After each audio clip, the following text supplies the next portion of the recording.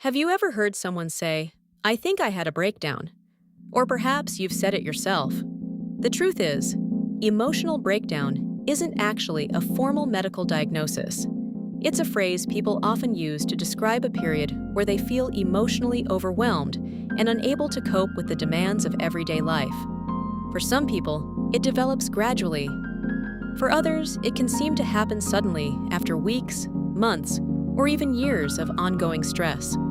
Today, we're going to talk about what people often mean by an emotional breakdown, common signs, possible causes, what recovery can look like when it's important to seek professional help. Because healthy living for real people isn't just about building resilience, it's also about recognizing when we've been carrying too much for too long. Section 1. What do people mean by an emotional breakdown? Although the term isn't a medical diagnosis, people often use it to describe reaching a point where coping becomes extremely difficult. Someone experiencing this may feel unable to continue functioning in the way they normally do. For example, they may struggle with work relationships, parenting, daily responsibilities, self-care. This doesn't mean they're weak. Often it means they've been under significant pressure for an extended period of time. An emotional breakdown isn't one specific condition. It can sometimes be associated with mental health conditions such as anxiety, depression, severe stress, or other concerns, which is why professional assessment is important. Section 2. Common signs. The signs can vary greatly between individuals. Some people may notice emotional signs: feeling overwhelmed, frequent crying, emotional numbness, irritability, hopelessness, anxiety. Mental signs: difficulty concentrating, racing thoughts, feeling unable to make decisions, constant worry. Physical signs: exhaustion, headaches, poor sleep appetite, changes muscle tension. A busy parent may feel unable to manage everyday family life. A commuter may struggle to get through a normal workday. A high-achieving professional may suddenly find tasks they once handled easily now feel impossible. Section 3. What can lead to this? Usually there isn't one single cause. Instead, it's often the accumulation of multiple stressors. Examples include ongoing work pressure, financial difficulties, relationship problems, caring responsibilities, grief, long-term illness, sleep deprivation, major life changes. Imagine someone who has spent years saying, "I'll deal with it later." Eventually, the mind and body may struggle to keep carrying that load.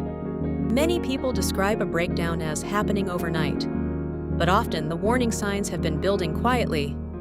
They may have ignored exhaustion, poor sleep, emotional fatigue, constant stress, declining motivation. Then, one additional event happens.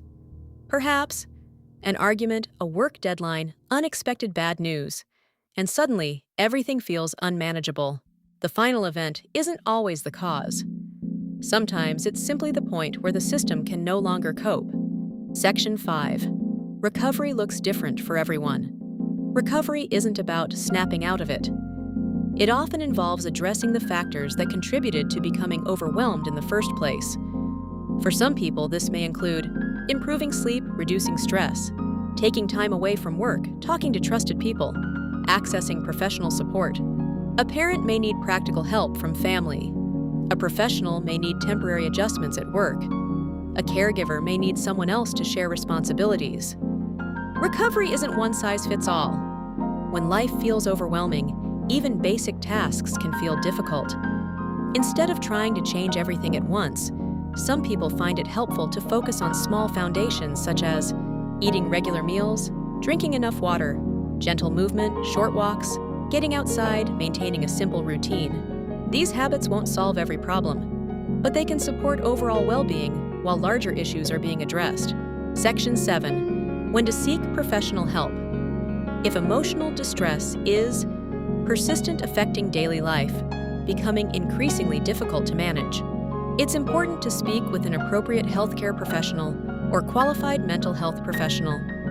And if someone is experiencing thoughts of harming themselves or feels unable to keep themselves safe, they should seek emergency medical help immediately. Asking for help is not failure.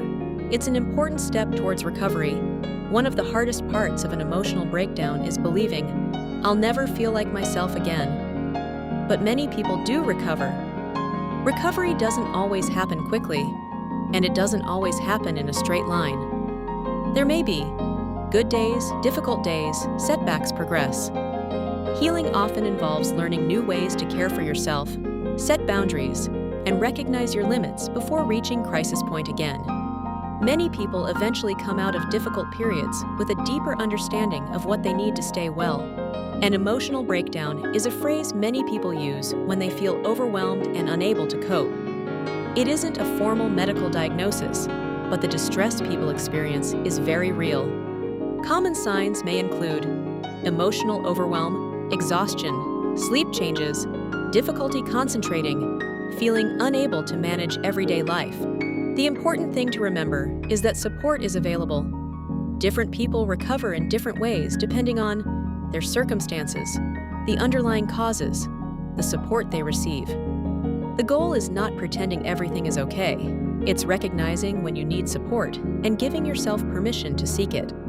Because healthy living for real people isn't about never struggling. It's about recognizing when life becomes too heavy to carry alone. If you want wellness journals, stress management resources, mindfulness tools, planners, calming teas, and well-being products, I've added useful suggestions in the description. Like and subscribe if you found this video useful.